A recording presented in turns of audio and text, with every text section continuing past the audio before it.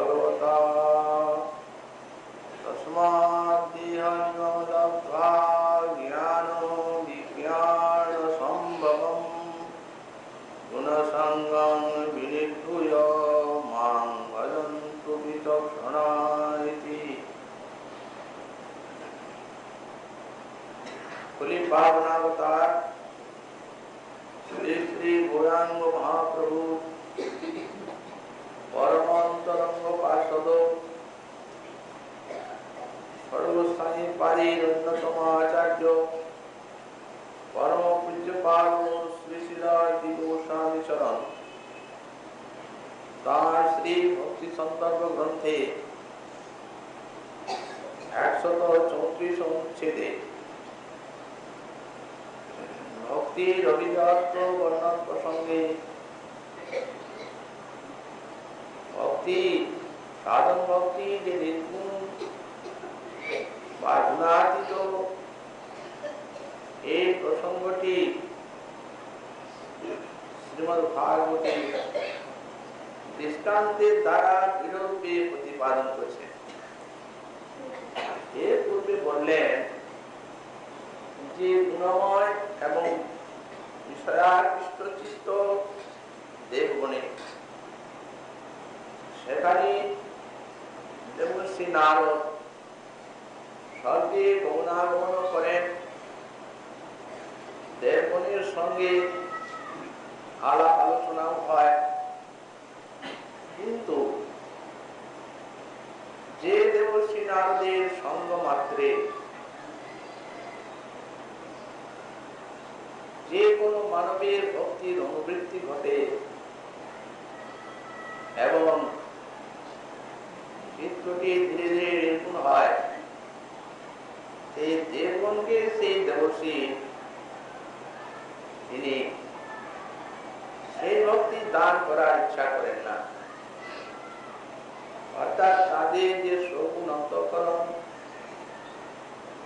এবং ভোগাদির আবেশ, এই জন্য সেটি সম্ভবপর হয় না। কিন্তু দৃষ্টান্ত দিলেন প্রহ্লাদ গর্ভে অবস্থান কালে দেবশ্রী নারদের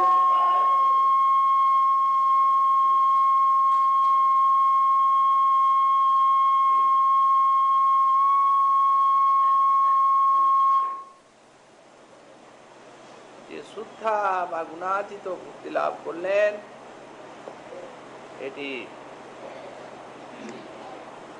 শ্রীমদ্ ভাগবতে দেখা যায়। এই জন্য তথা ভক্তেরপি গুণসঙ্গ নির্জনান্তরম অনুবৃত্তি শ্রুয়তি। আর এই যে সাধন ভক্তি, যখন অন্তঃকরণটি সত্তরজতম এই ত্রিগুণের পতিত হয়, গুণসঙ্গ যখন অন্তরের থেকে বিচলিত হয়, মহৎ সঙ্গে মহৎ কৃপায় এবং ভক্তির সাধন ভজনের ফলে তখনই ভক্তির অনুবৃত্তি শোনা যায়। এইটির একটি দৃষ্টান্ত দিচ্ছেন উদ্ধবের প্রতি শ্রী ভগবান নিজে বলছেন, তস্মাৎ দেহমিমং লব্ধ্বা জ্ঞান বিজ্ঞান সম্ভবম গুণসঙ্গং বিনুদ্ধূয় মাং ভজন্তু বিচক্ষণা। উদ্ধবকে বলছেন, হে উদ্ধব, তস্মাৎ অতএব এই যে নরদেহ ভজন সাধনের মূল, নরদেহ ভজনের মূল। এই জন্য এই দেহ দুর্লভ নরদেহ প্রাপ্ত হয়ে এই দেহটি কেমন বলেন, জ্ঞান ও বিজ্ঞান সম্ভব। জ্ঞান এবং বিজ্ঞান এই দেহের সমুদ্ভব হয়ে থাকে। এখানে জ্ঞান বলতে যুক্ত জ্ঞান, ভগবত বিষয় জ্ঞান, জীব তত্ত্ব বিষয় জ্ঞান, ভজন বিষয়, ভক্তি বিষয় সিদ্ধান্ত জ্ঞান, এইদিকেই জ্ঞান বলা হয়েছে। এবং এই জ্ঞানটি সাধন ভক্তির থেকে উত্থিত হয়ে থাকে, পৃথকভাবে নয়। এই জন্য এখন ত্রিবিধ জ্ঞানের কথা যে বলা আছে, এই তম পদার্থ বিষয় জ্ঞান মানে জীব আত্ম বিষয় জ্ঞান, আর তৎপদার্থ বিষয় জ্ঞান ব্রহ্ম বিষয় জ্ঞান, এবং ত্রিভূমিকং ব্রহ্ম জ্ঞান। আর সেই ব্রহ্ম আর জীবের যে ঐক্য জ্ঞান, এটি ছেড়ে গোস্বামী পাঠাতে বলেছেন ভক্তের সামর্থ্য সিন্ধু যে ঈশ্বর প্রথম আবির্ভূত ব্যক্তি যখন ভক্তি মন্দিরে প্রবেশ হচ্ছে তখন জ্ঞান বৈরাগ্যের কিছু উপযোগিতা থাকে। ঈশ্বর শব্দের দ্বারা গোস্বামী পাঠ জানাতে চাচ্ছেন যে সেটি এই উভয়ের ঐক্য বিষয় জ্ঞান এবং শুষ্ক বৈরাগ্যকে ত্যাগ করে। তাহলে ভগবত বিষয় জ্ঞান, জীব বিষয়ক, ভক্তি বিষয়ক, ভজন বিষয়ক জ্ঞান, এবং বিজ্ঞানটি হচ্ছে অনুভূতি, ভজনানুভব, ভগবত অনুভব, ভগবানের রূপ গুণ লীলা মাধুর্যানুভব ভজনকালে, এটি হচ্ছে বিজ্ঞান। ভগবান বলছেন এই দেহের এই উপযোগিতা আছে, সঙ্গে এবং শ্রবণ কীর্তনের দ্বারা এই জ্ঞান উপলব্ধ হবে, ভক্তির পুষ্টিকর, ভক্তির উপযোগী জ্ঞান, যা ভক্তির থেকে উত্থিত হয়। এবং বিজ্ঞান হলে এখানে সেই অনুভব বলছেন, উদ্ধব গুণসঙ্গম বিরুদ্ধ মান ভজন্তু বিচক্ষণ। এই জন্য যারা বিচক্ষণ ব্যক্তি, বুদ্ধিমান, তারা এই দেব দুর্লভ নরদেহ প্রাপ্ত হয়ে আর গুণসঙ্গম বিরুদ্ধ গুণসঙ্গকে ত্যাগ করি। তাহলে সত্য রজতম গুণসঙ্গ, সঙ্গ মানে এখানে আসক্তি, গুণের সঙ্গে এদের কোনো আসক্তি থাকে না। অতএব গুণসঙ্গকে ত্যাগ করে আর বিচক্ষণা যারা বিদ্বান তারা আমাকে ভজন করে থাকে। এতে ভজন করলে যে গুণসঙ্গ অনায়াসে ত্যাগ হয় এবং চিত্তটি নির্গুণ হয়, আর তারপরে ভক্তির অনিবৃত্তি হয়। নির্গুণা ভক্তি একটি বোঝা যাচ্ছে। এখন এই প্রসঙ্গে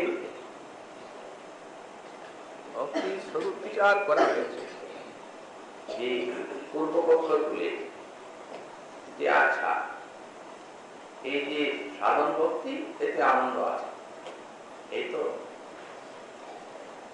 সত্যগুণ আনন্দ আছে।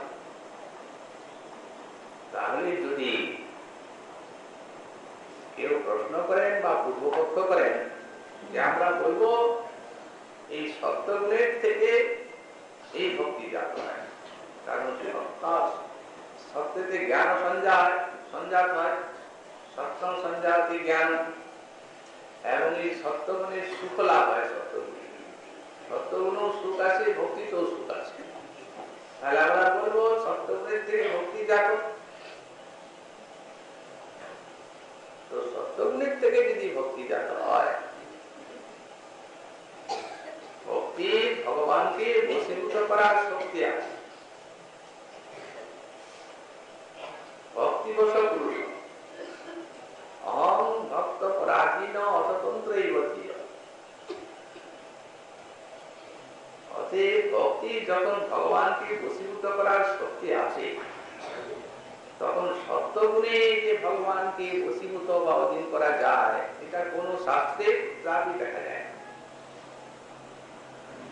সুতরাং সত্যগুণের সুখ থাকলেও আর সাধন ভক্তিতে সুখ থাকলেও এই সাধন ভক্তি যে শাস্তির গুণময় নয় তা বোঝা যাচ্ছে। তাহলে কি কি জৈব জ্ঞানানন্দ রূপা ভক্তি।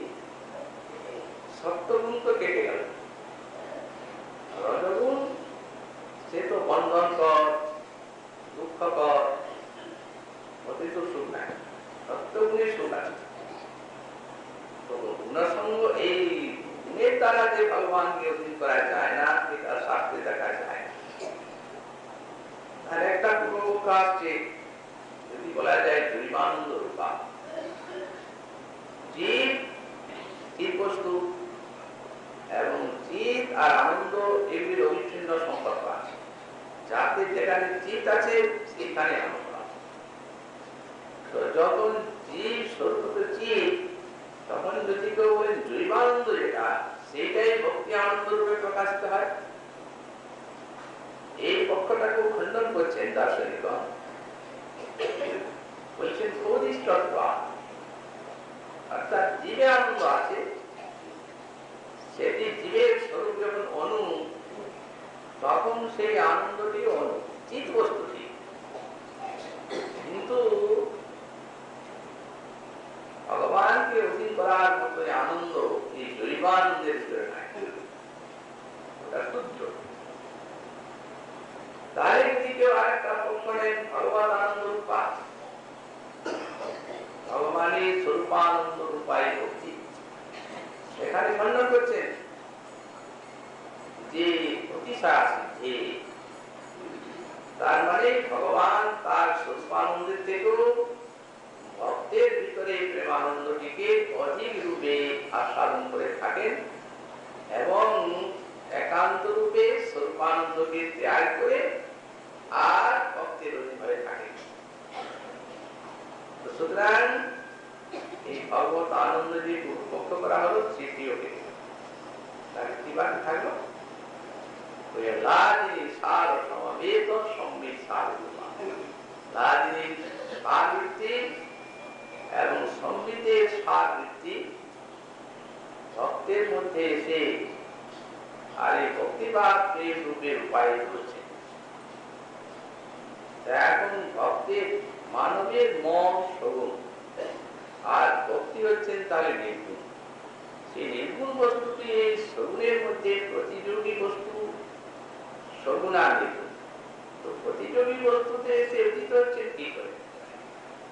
তখন বললেন তথা ভূতায়া তস্য কায়াতে দেখছি তাদাত্ম্যেন আবির্ভূতায়া ক্রিয়াকার। ইন্দ্রিয়গুলি সগুণ ঠিক, কিন্তু হরিনাম হরি কোথাও কি সগুণ? চিন্ময় শ্রবণ কীর্তন দ্বারে আসছেন। যখনই নাম কীর্তন করা হচ্ছে, ভগবানের কথা শ্রবণ করা হচ্ছে, স্মরণ মনন করা হচ্ছে, ইন্দ্রিয় করা হচ্ছে, তখন সেই চিন্ময়ী যে ভগবানের নাম রূপ গুণ লীলা, তাকে অবলম্বন করে ইন্দ্রিয়ে এসে উঠে হয়েছে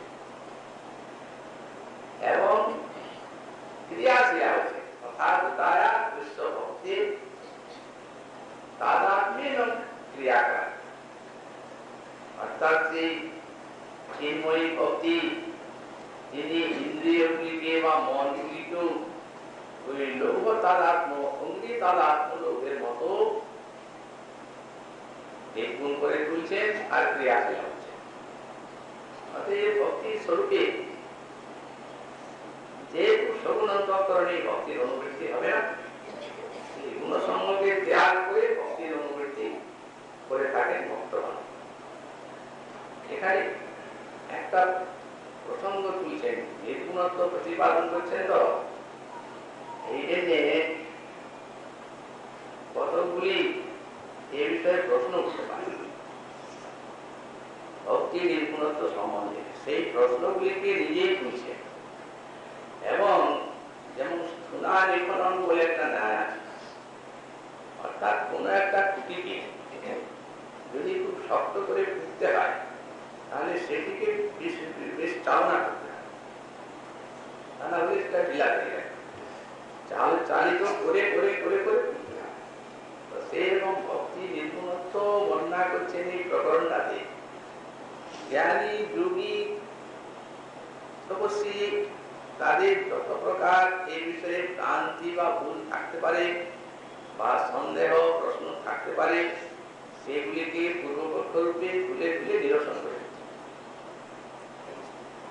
নিজের যুক্তির দ্বারা এবং প্রমাণের দ্বারা। তো এখানে একটা প্রশ্ন করছেন, পরমেশ্বর জ্ঞান ঈশ্বর নৈপুণ্য হেতুতে নির্গুণোক্তি লক্ষণাময় প্রশ্নকল্পনা। যদি কেউ বলে যে পরমেশ্বরের জ্ঞানকে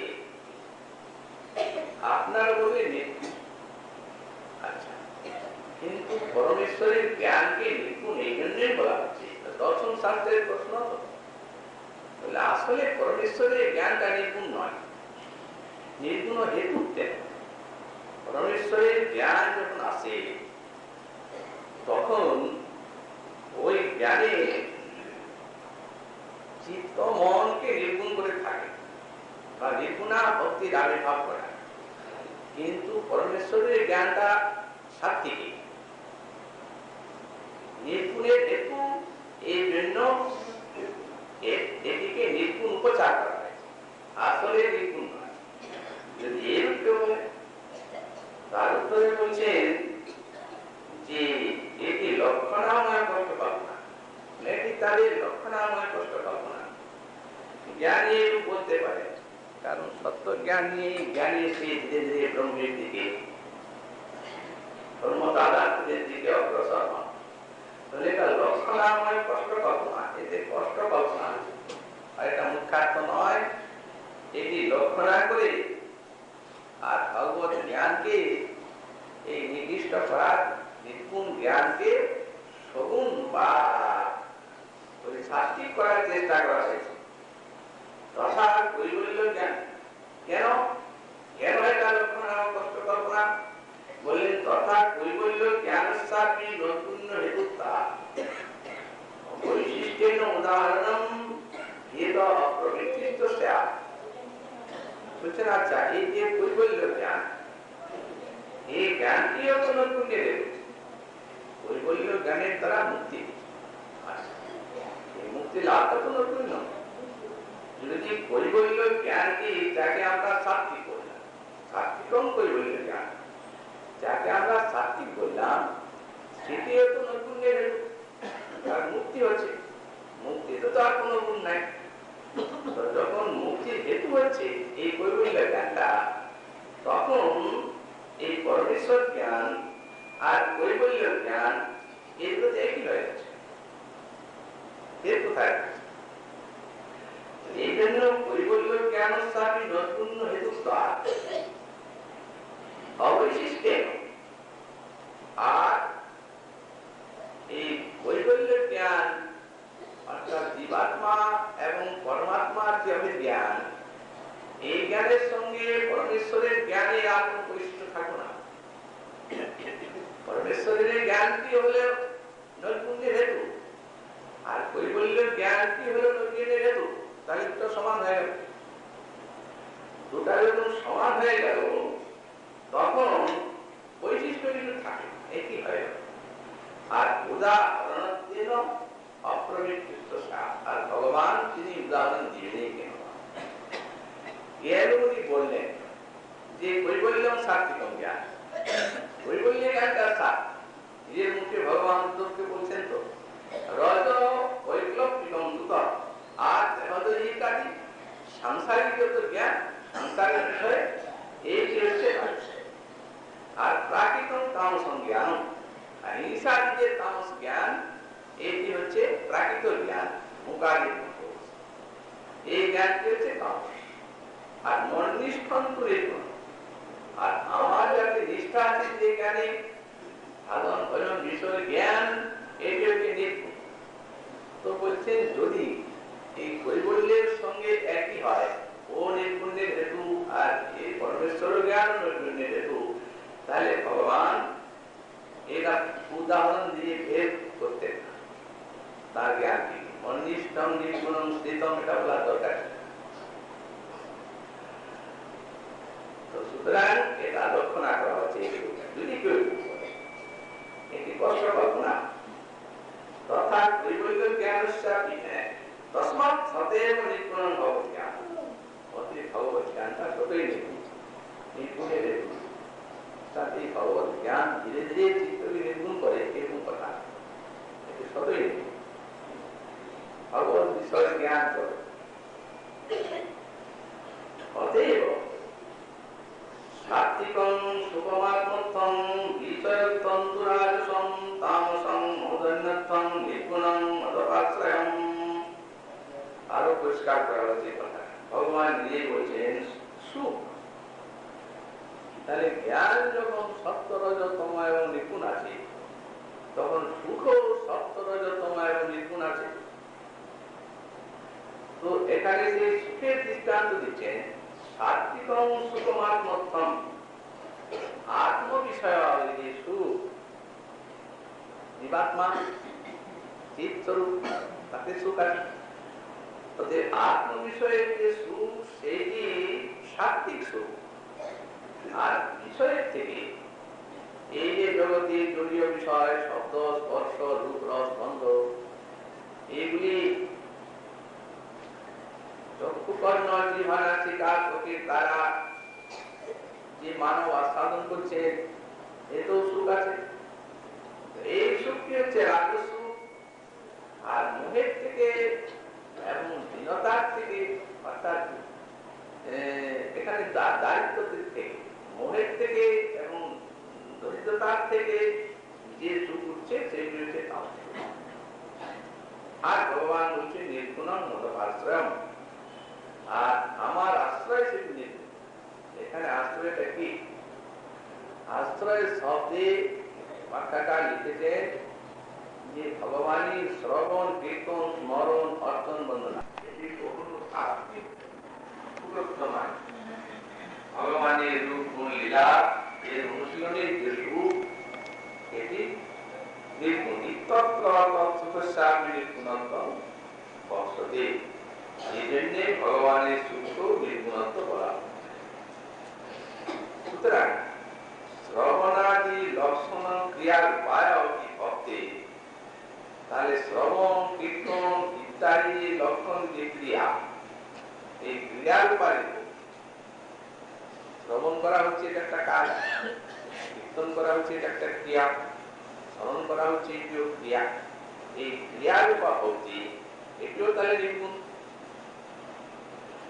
তো এটি যে নির্গুণ, এই শ্রবণ, কীর্তন, অর্চন, বন্দনাদি ক্রিয়াগুলিও যে নির্গুণ ভগবত বিষয়, তো এটি কি করে বোঝা যাবে?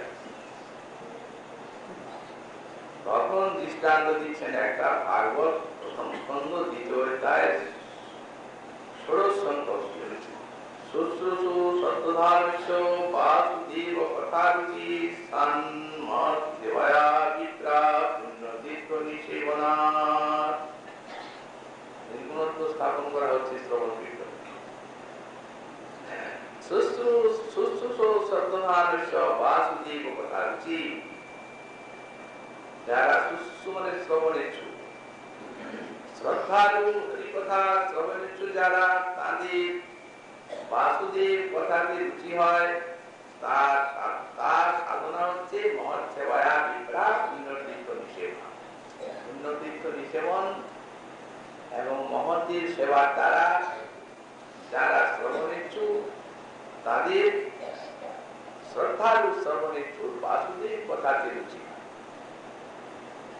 এইখানে শ্রী গোস্বামী পাদ যে ব্যাখ্যা করেছেন ব্রহ্মসন্দর্ভ গীতায়, তাতে জানা যায় যে মনে করুন এই যে পুণ্যতীর্থ নিষেবন আর মহৎ সেবা, এই দুটা। তো পুণ্যতীর্থ নিষেবন মানে মনে করুন বৃন্দাবন আদি ধামে আগমন। তো যারা সৎসঙ্গ করার জন্য বৃন্দাবনে এসেছে, কথা শোনার উদ্দেশ্য নিয়ে এসেছে, তাদের তো এখানে বাসুদেব কথা শ্রবণ এবং রুচিত হবে। কিন্তু উনি বলছেন কার্যান্তরে না। হয়তো মনে করুন আপনার কোন আত্মীয় স্বজন কেউ হারিয়ে গেছে নিরুদ্দেশ, আপনি মনে করলেন যে হয়তো বৃন্দাবনে যেতে পারে, যাই একবার বৃন্দাবনে খুঁজে দেবে। ভজন করার জন্য, সাধু সঙ্গ করার জন্য আসেন না, অন্য কাজে এসেছেন।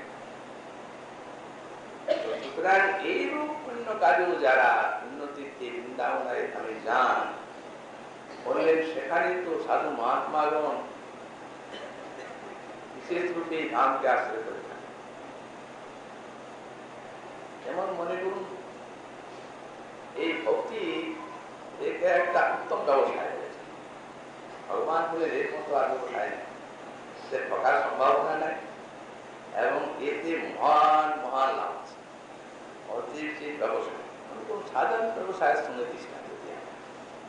ব্যবসায় আরম্ভ করলো কোন ব্যবসায়ী, প্রথমত নিজের ঘরে, তারপরে শহরে, বাড়তে লাগলো তখন অন্য শহরে, তারপরে আরো বাড়লো তখন সমুদ্রে ব্যবসা চলে গেল। তো তেমনি এই ভক্তি ব্যবসায় যখন সাধকের হৃদয়ে বর্ধিত হতে থাকে, তখন এই সমুদ্রে এসে মহাত্মা থাকে। এইটাকে ভক্তি সমুদ্র বলা, এই যে উন্নতি সেবা। সুতরাং স্বভাবতই এই ভগবানের লীলা ক্ষেত্রে ক্ষেত্রকে মহাত্মা আশ্রয় করে থাকে।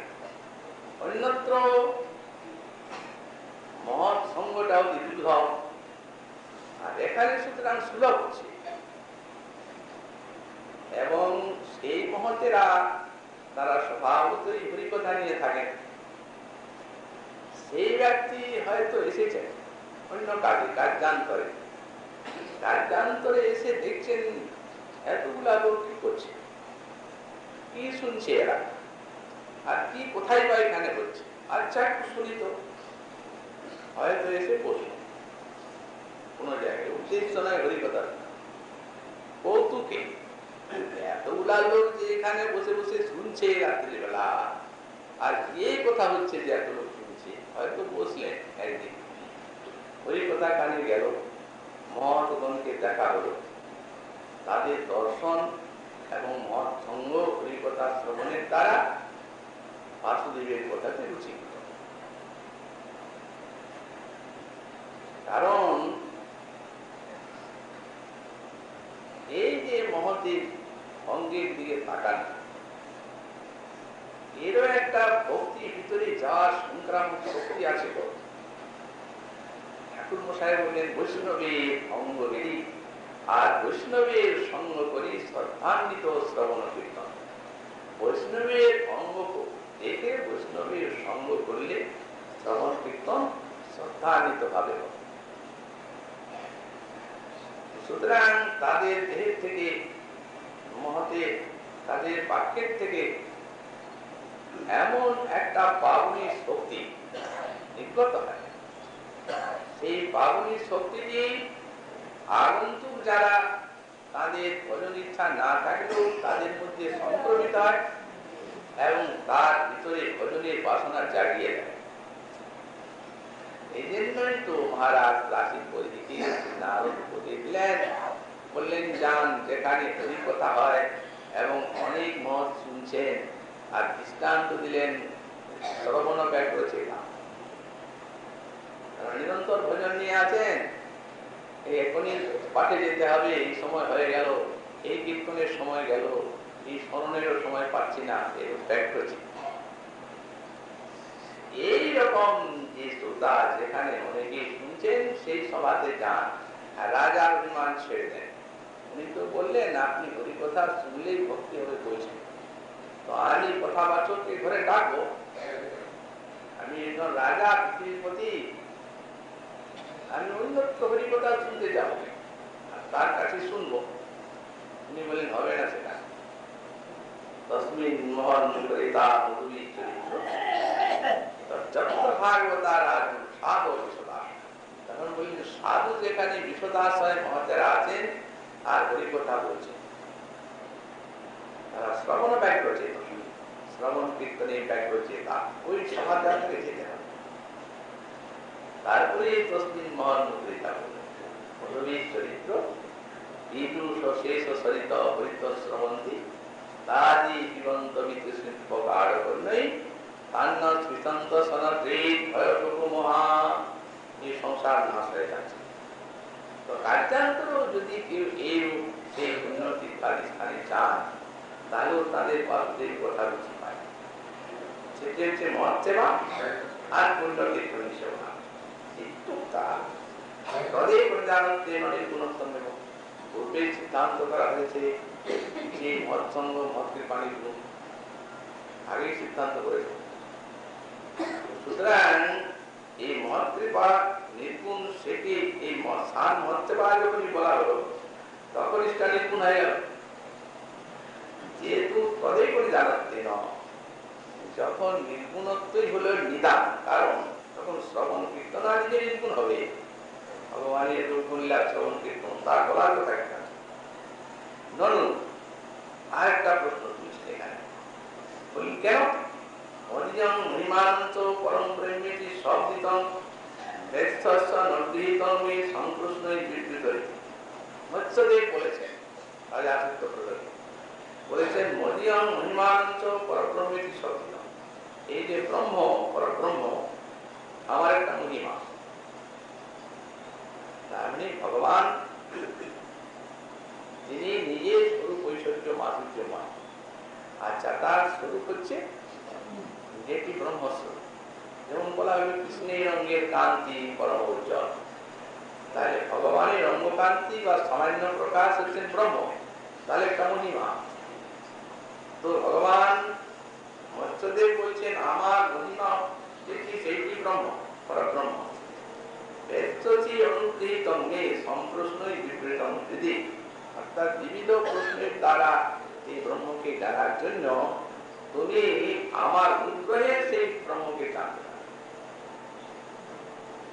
তাহলে যে ভগবত অনুগ্রহে যে ব্রহ্মকে জানা যাচ্ছে, সুতরাং এই মৎস্যদেবস্য বচনেন ব্রহ্ম জ্ঞানমূর্তি ভগবত প্রসাদোত্তম শ্রূয়তে। বলেন এই মৎস্যদেবের বাণীতে অনুসারে ভগবানের যে প্রসাদ, তার থেকে ব্রহ্মজ্ঞান হচ্ছে। আমাদের ভগবানের প্রসাদের থেকে যখন ব্রহ্মজ্ঞান হচ্ছে, তখন তৎকথম দৃশ্য সগুণোত্তম, তাহলে ব্রহ্মজ্ঞানকে সগুণ বলতে পারেন না আপনি কেন? ওটাকে যে সাত্বিক বললেন, অথচ যদি ভাগবতের মানে হয়, ভগবান মৎস্যদেব বলছেন আমার অনুগ্রহে তুমি সেই ব্রহ্মকে জানতে পারবে। তাহলে ভগবানের প্রসাদের থেকে ব্রহ্মজ্ঞান এলো। যেটা ভগবানের প্রসাদের থেকে ব্রহ্ম জানবো, সেটাকে সগুণ বলা যায় না, এইগুলোই বলতে হবে। এখন এই প্রশ্নটি সমাধান করছে যে উচ্চতে বলছি ব্রহ্ম জ্ঞান বিবিধানাং জানতে। ব্রহ্মজ্ঞান দু প্রকার আছে।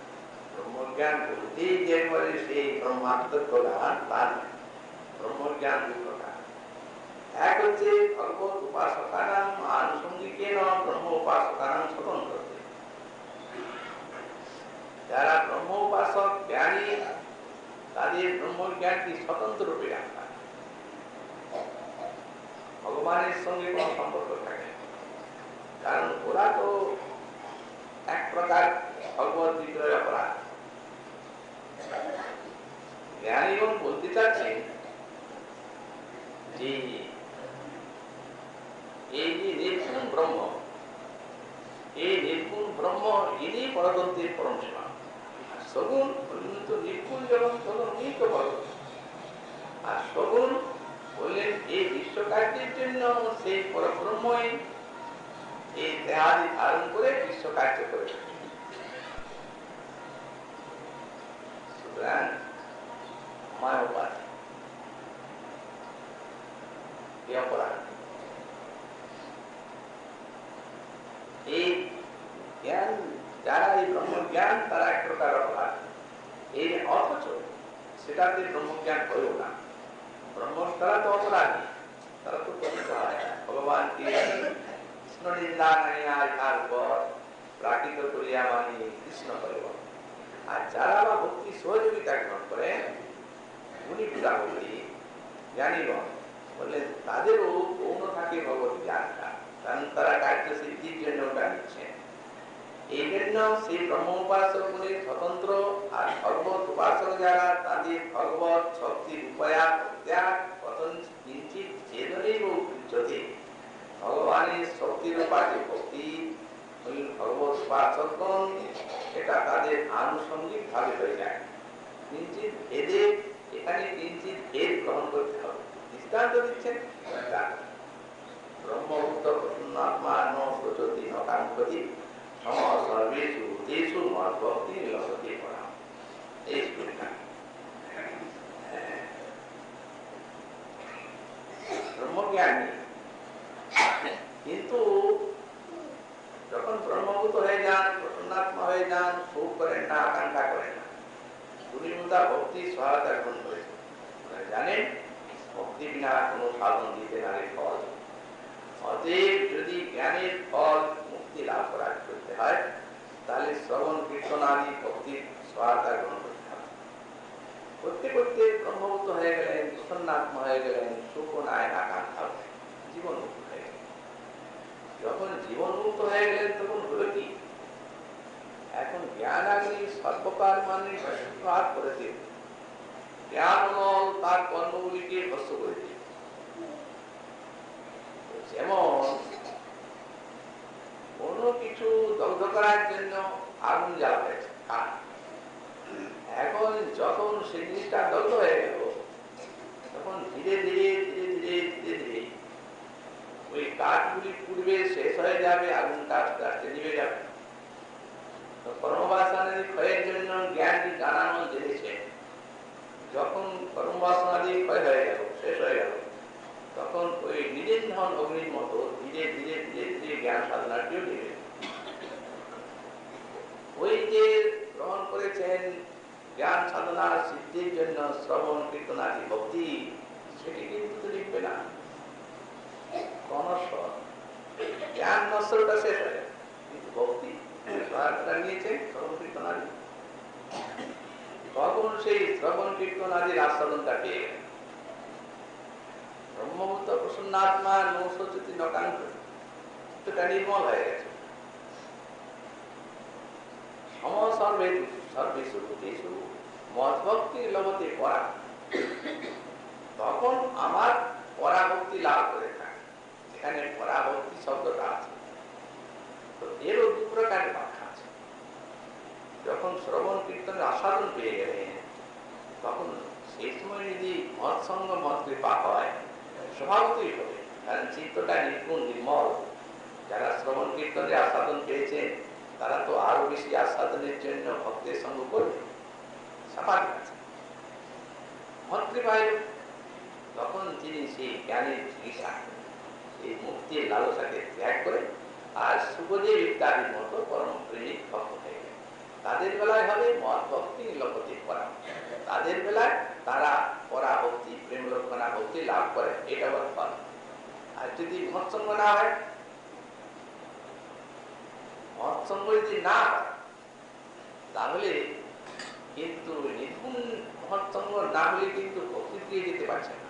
আর এর মধ্যে কোনো নির্গুণত্ব নাই, সহায়তা গ্রহণ করেছেন ঠিকই, ভক্তি গুণ রয়েছে, জ্ঞানকে করে গেছে। যাই হোক, ভক্তির সহায়তা একদিন পর্যন্ত এলেন, তখন সেই ভক্তিটি লাভ করা, ভক্তি লভতে নতুন গুরুতে, কোনো গুরুতে শব্দ নাই, লভতে লাভ করে, ওইটাই অবশিষ্ট থাকলো। যদি মত কৃপা মত সঙ্গ না হয়, তাহলে তখন তার মনে হয় যে যেহেতু আমার দুর্বলতা, এই যে শ্রবণ কীর্তন ইত্যাদিতে এই যে আনন্দ পাচ্ছি, এর তোমার মুক্তি হবে না, তখন এইরকম একটা ধারণা আছে। তখন ওই সনকের বিরুদ্ধে, চিত্ত পরিশ্রম সনকের বিরুদ্ধে, তাদের পক্ষে বলা হয় যে চিত্ত বিরুষম সনকের বিরুদ্ধে, তার মানে বরিশ মানে কি? বরিশ মানে হচ্ছে যেমন যেটি ওই যারা মাছ ধরে, তাদের বরিশের মধ্যে একটা লোভা দিয়ে ওই মাছটা ওইটাতে যখন ভক্ষ্য বস্তু বলে খাবে, তখন সেটি মাছ যে ধরা পড়ে মাছটাকে তুলবে, এটাকে তো বরিশ বলা। তখন বলছেন ওই যে শ্রবণ কীর্তন আদি করছে, ওটা তাদের ব্যবহার, মানে মুক্তি পাওয়ার জন্য ওটা করছে। আসলে তখন চিত্ত পরিশ্রম, চিত্তটা কঠিন, মহৎসঙ্গ হয় নাই, চিত্তদ্রব হয় নাই, তখন সেটাকে দুর্বলতা ভেবে আর চিত্তকে ধীরে ধীরে ওই পরমাত্মকে দিয়ে দিয়ে যায় শ্রবণ কীর্তন ছেড়ে। এই জন্য সেখানে তাদের পক্ষে চক্রবর্তী পাঠ ব্যাখ্যা করেছে, এদের পক্ষে তো হলো পরাণ প্রেম লক্ষণা মুক্তি লক্ষণ, এইটা সম্ভাবনা থেকে।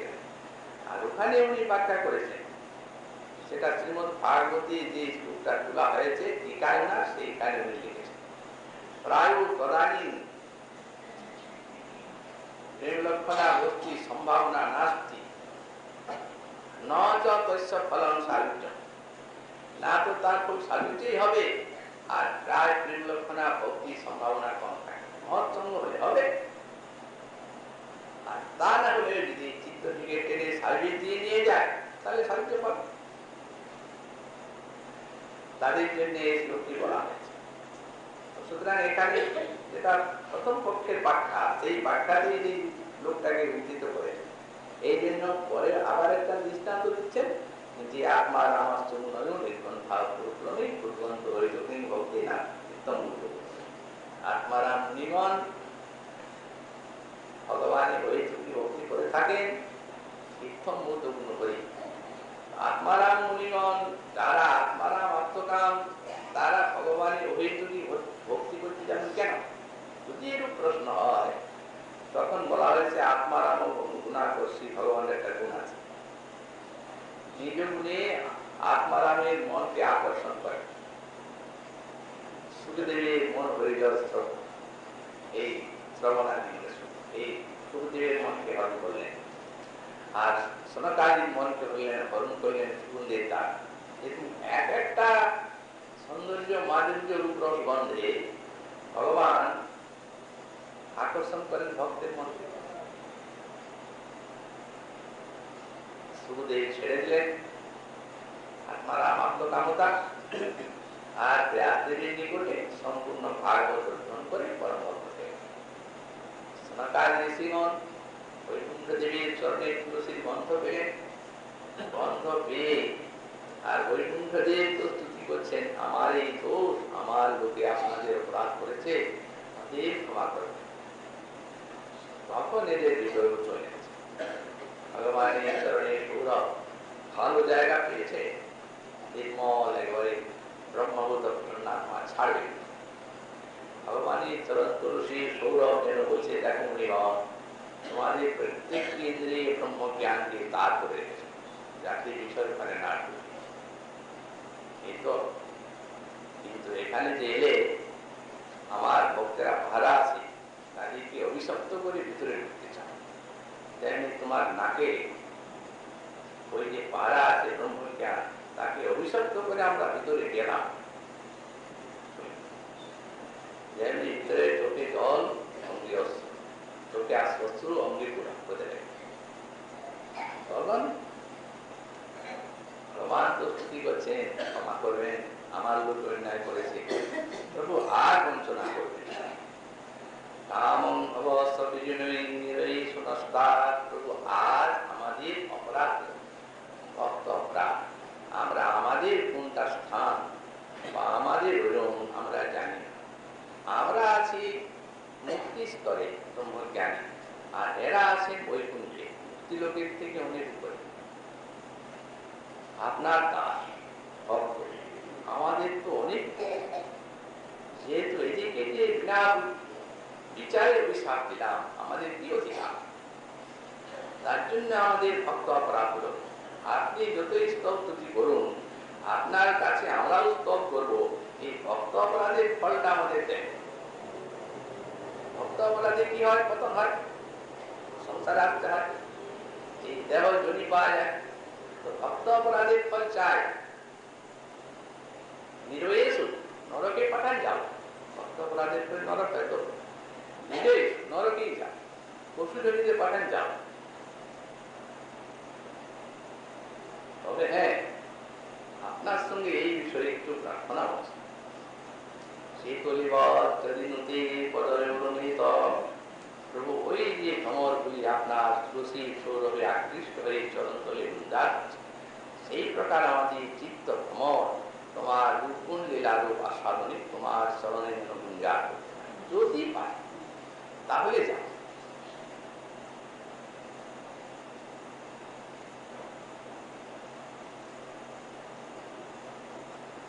আর আমাদের কর্ণযুগল যদি তোমার একটুখানি গুণে পূর্ণ হয়, প্রভু কৃপা করো, এই কর্ণ তো ছোট ছোট গর্ত, একটু গুণ দাও।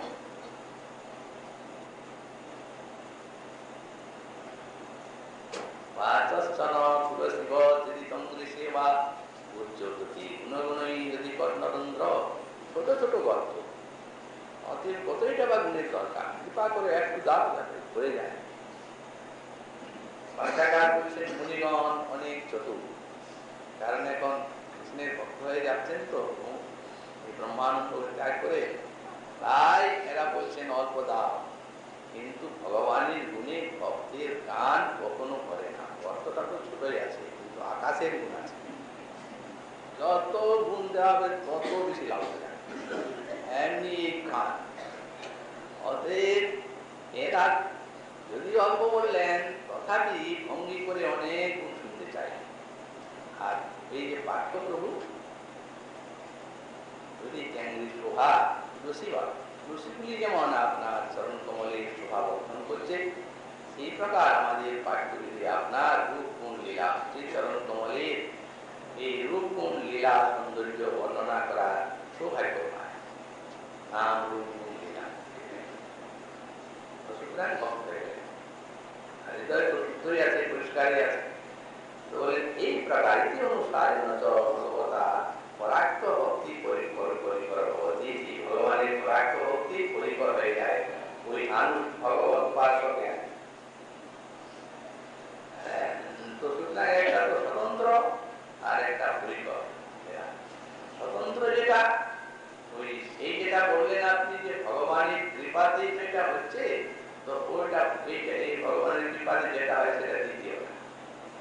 প্রথমটা যেটা শুরু বলা হলো সেটি আমরা ভাগ করে, তারপরে ভগবানের কৃপার থেকে আবার ভক্তের কৃপা অধিক একটু জানতে। এখন সেই প্রসঙ্গটি এখানে আর খুঁটিনাটি বিষয়ে তার মানে সাধন ভক্তি নির্গুণতা, ভক্তি প্রথম অবস্থার থেকেই যে নির্গুণাতীত, এই জন্য আরো কতগুলি এই সূক্ষ্ম সূক্ষ্ম বিচারের দ্বারা এই বিষয়টি প্রতিপাদন করছেন শ্রীমন মহাপ্রভুর